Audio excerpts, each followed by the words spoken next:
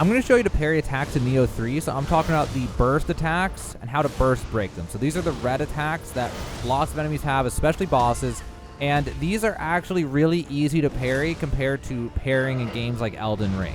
But first, the most important thing is to go to the menu, go to System, and go to Controls, and right here we have Style Shift and Burst Break Separation. You want to turn this on if it's not on.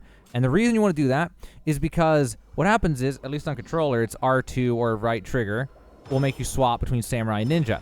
And that's the same button you use in order to parry. So if you don't have that on, whenever you parry, you'll swap to Samurai or swap to Ninja in return for the parry, which is really annoying, honestly. Because you can still do it if you just hold the button while you parry. I'm pretty sure it still lets you do it. But that lets you stay in Ninja, and instead you'll just do this. Or to let you stay in Samurai and then just, do this, but then not fully change. And that's what you need in order to parry effectively. But after that, it's pretty simple, and here's like the gist of how this works. Okay, so enemies obviously do this red attack thing. It's very obvious for pretty much every single enemy.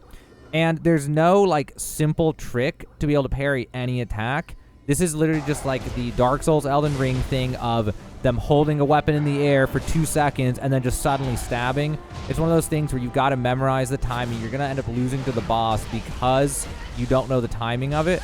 But they're actually very forgiving, though. So unlike a game like Elden Ring, where even if you go to the boss and you're practicing, and it's still hard, this one, I mean, if you practice for a few boss fights, it gets pretty fast that you're able to get it. Some are harder than others because some are just harder to get the feel for, but like the window, I don't know it in milliseconds, but like if Elden Ring was like a 200 millisecond window, this game's like a 600 millisecond window. It's a very, very forgiving window, so don't be afraid to try it. Just go to the bosses and just be willing to lose a few times, and whenever you see the red thing, you just wait, and then right when you think it's actually about to hit, then you just press the button like right before it hits. You don't need to hit it right as it hits.